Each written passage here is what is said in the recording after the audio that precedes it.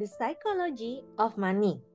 Pelajaran abadi mengenai kekayaan, ketamakan, dan kebahagiaan. By Morgan Housel. Bab ke-17. Godaan pesimisme. Bagian ketiga.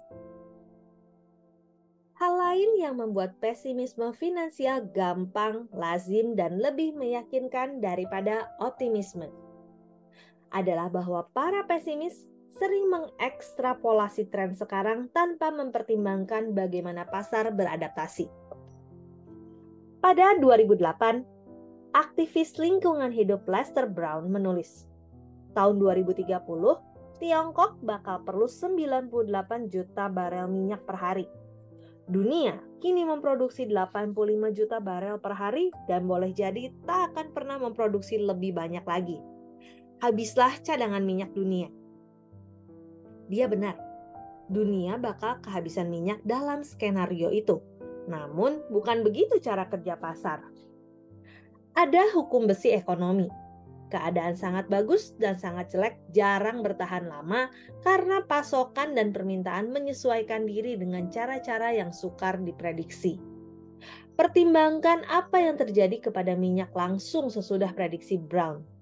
Harga minyak naik pada 2008 selagi pertumbuhan permintaan global sebagian besar dari Tiongkok naik mendekati keluaran potensial.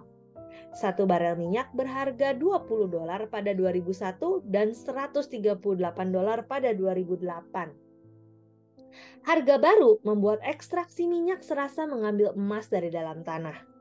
Insentif untuk produsen minyak berubah dramatis. Pasokan minyak yang sukar disedot sehingga tidak layak diusahakan ketika harganya $20 per barel, biaya pengeboran tidak bisa ditutup harga jual, menjadi sumber keuntungan besar sesudah satu barel bisa dijual seharga $138. Itu memicu kemunculan teknologi fracking dan pengeboran horizontal. Bumi punya cadangan minyak yang jumlahnya boleh dikata tak berubah sepanjang sejarah manusia. Dan kita sudah lama tahu di mana saja cadangan minyak yang besar. Yang berubah adalah teknologi kita untuk mengambilnya dari dalam tanah secara ekonomis. Seorang ahli sejarah minyak menulis, 86% cadangan minyak di Amerika Serikat bukan hasil perkiraan pada waktu ditemukan, melainkan revisi perkiraan yang terjadi bila teknologi melangkah jauh. Itulah yang terjadi ketika fracking dimulai pada 2008. Di Amerika Serikat saja, produksi minyak naik dari kira-kira 5 juta barel per hari pada 2008 ke 13 juta pada 2019. Produksi minyak dunia sekarang di atas 100 juta barel per hari. Sekitar 20% di atas batas yang diperkirakan Brown. Bagi seorang pesimis yang mengekstrapolasi tren minyak pada 2008, tentu saja keadaan tampak buruk. Bagi seorang realis yang mengerti bahwa kebutuhan mendorong penemuan, keadaan tak seburuk itu. Berasumsi bahwa sesuatu yang buruk akan tetap buruk adalah perkiraan gampang, juga meyakinkan karena tidak mengharuskan membayangkan dunia berubah. Namun, masalah berubah dan orang menyesuaikan diri. Ancaman menjadi insentif untuk solusi yang sepadan. Itu jalan cerita biasa dalam sejarah ekonomi yang terlalu gampang dilupakan orang pesimis yang membuat perkiraan berupa garis lurus.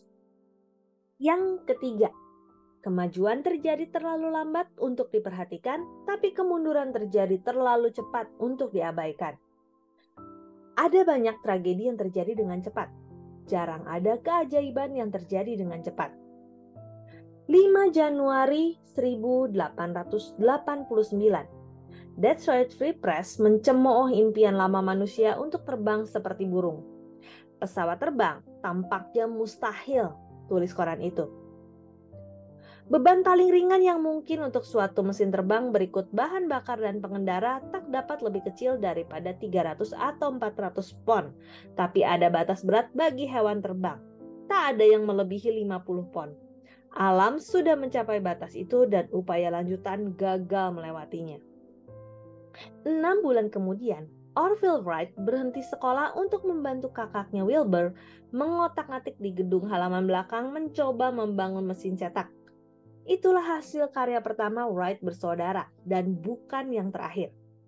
Jika Anda harus membuat daftar penemuan paling penting abad ke-20, pesawat terbang bakal ada di peringkat setidaknya 5 teratas jika bukan yang nomor 1. Pesawat terbang mengubah segalanya. Pesawat terbang mengawali Perang Dunia dan mengakhiri Perang Dunia.